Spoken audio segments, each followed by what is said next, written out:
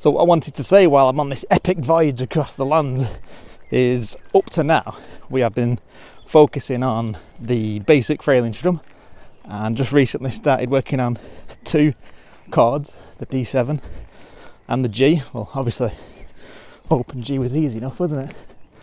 But, where are we going? Let's go this way, uphill. So yeah, at the start, we work on that basic frailing strum. That creates the groove and the rhythm, and that's what a good song is all about, having a solid rhythm and keeping that rhythm throughout the whole duration of the song. And then the second part of the song pyramid, is chords, because the chords create the richness of the sound. But with just rhythm and chords, there's a missing component.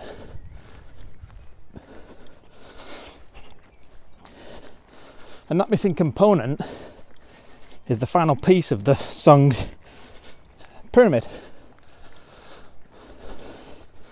Can you think what that missing piece is?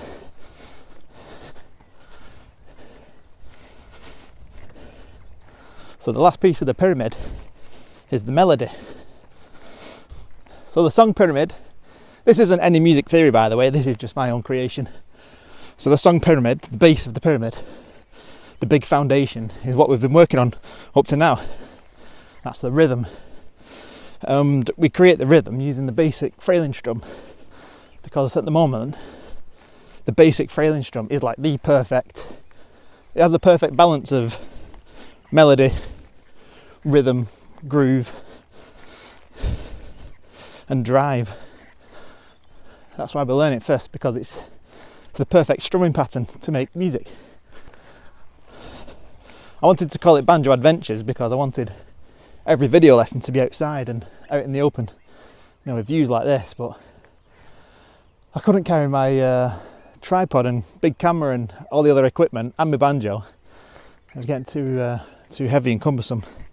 But this is perfect. So I'm going to put my banjo down, and look at this. See if you recognise this. How do I turn this around now? Right, see if you recognise that. That's Harwood Golf Club in Bolton, and if you look at the picture on my homepage with me holding a banjo in the snow, that's where this was. But when I took that photograph, it was a lot colder. So yeah, I'm going to sit down. Well earned, sit down. I love this new little toy. So yeah, so bottom base of the pyramid, we've got rhythm, the basic frailing strum. Second layer of the pyramid, you've got the chords, which create the richness of the song that you want to play. And then the final top of the pyramid, the little triangle piece that goes on top, is the melody. And I was trying to demonstrate on the walk up here, but I couldn't catch my breath. But the melody is, I always say, it's any part of any song that you can sing with just the letter D. So for example, Twinkle Twinkle Little Star, D, D, D, D, D, D, D, D, D, D, D, D, D, D. Obvious, isn't it?